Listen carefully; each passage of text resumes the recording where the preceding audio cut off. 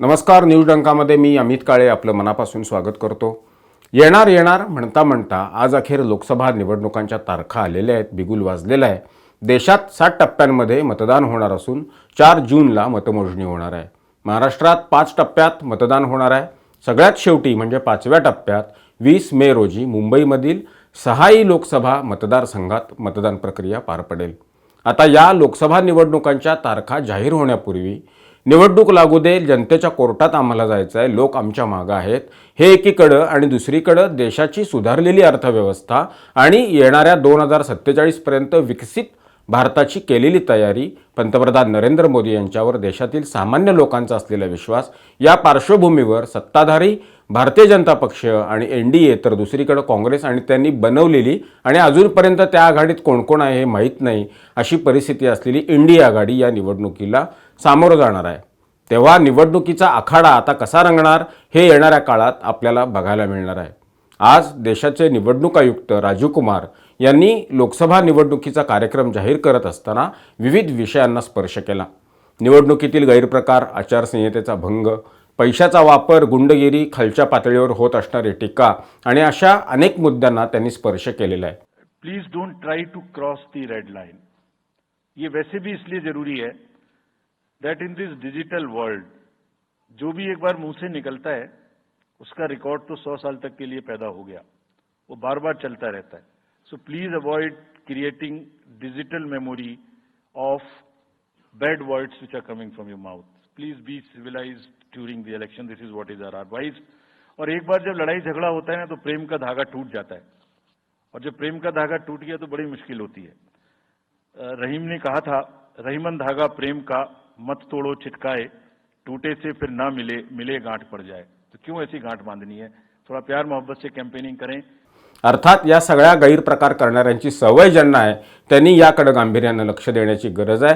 राजकीय टीका करण्याच्या ओघात महाराष्ट्रातील अनेक नेते माध्यमांपुढे काय भाषा वापरतात, शिव्या देतात, गुंडगिरीची भाषा करतात, त्यांच्यासाठी हा धोक्याचा इशारा आहे. कारण यावेळी निवडणूक आयोग केवळ नोटीस देऊन गप्प बसणार नाही, तर त्यांचा आधीचा इतिहाससुद्धा तपासून बघणार आहे. त्यामुळे अशा वाचाळवीरांना चाप बसणारच आहे. नाही बसला तर निवडणूक आयोग तो लावणार हे मात्र निश्चित आहे.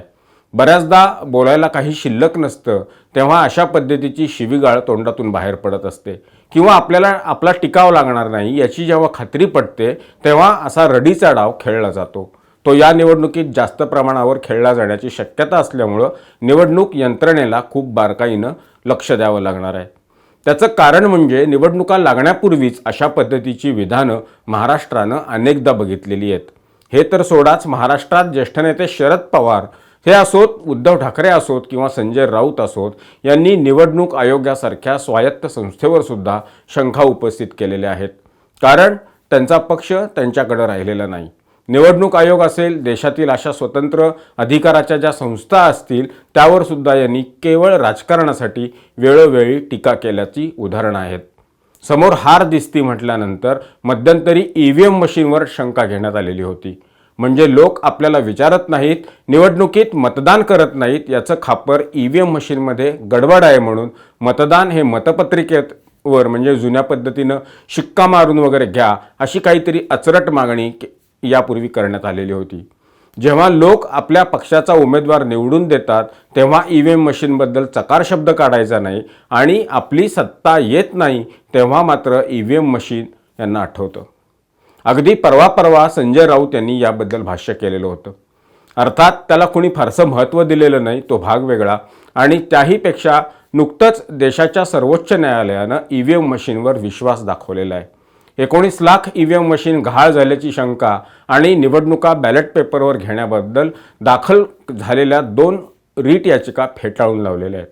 अशा शंका आणि आरोप हे पूर्णपणे निराधार असल्याचं सर्वोच्च न्यायालयानं म्हटलेलं आहे. गेल्या 10 वर्षात आणि सुमारे 40 निकालांमध्ये सर्वोच्च न्यायालयानं भारत निवडणूक आयोग, EVM आणि या संबंधातील पारदर्शक प्रक्रिया आणि कठोर प्रशासकीय कार्यप्रणालीवर त्यांची श्रद्धा आणि विश्वास कायम ठेवलेला आहे. त्यामुळे देशात EVMच्या बाजूने मिळत असलेल्या न्यायाला मूल्य आणि सामर्थ्य मिळालेलं आहे. त्यामुळे EVM म्हणून गळे काढणाऱ्यांना सर्वोच्च न्यायालयानंच चांगलंच फटकारलेलं आहे. आता तरी हे लोक EVMवर शंका घेण्याचं थांबतील अशी अपेक्षा आहे. अन्यथा या देशातील राज्यातील लोक अशा विधानांची चेष्टा करू लागतील अशी परिस्थिती आहे. राज्यात आता महाविकास आघाडीत वंचितला सामावून घेतात की नाही याचा अजून पत्ता नाही. प्रकाश आंबेडकर यांची अलीकडची विधानं बघितली तर ती महाविकास आघाडीच्या बाजूने नाही आहेत, उलट ती विरोधातच आहेत. जागा वाटप अजून ठरलेलं नाही तोवर एकीकडे उद्धव ठाकरे यांनी त्यांचे उमेदवार जाहीर करायला सुरुवात केली आहे. तीच परिस्थिती शरदचंद्र पवार राष्ट्रवादी काँग्रेस पक्षाची आहे. काँग्रेसला नेमक्या किती जागा हे दोघं म्हणजे उद्धव ठाकरे आणि शरद पवार देतात हे पाहणं महत्त्वाचं ठरणार आहे. वंचितला शेवटपर्यंत असं झुलवत ठेवलं तर वंचित शेवटी एकला चलोरेची भूमिका घेऊ शकते.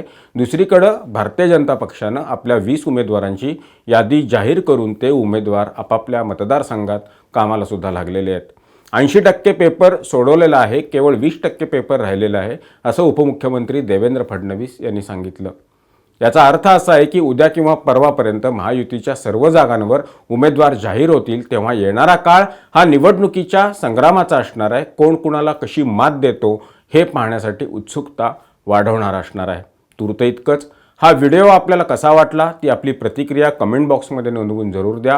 व्हिडिओ आवडला असल्यास तो लाईक करा, शेअर करा आणि आमचं चॅनल सबस्क्राईब करायला विसरू नका. धन्यवाद. आमचा व्हिडिओ जास्तीत जास्त लाईक करा, शेअर करा आणि आमचं यूट्यूब चॅनल सबस्क्राईब करा. धन्यवाद.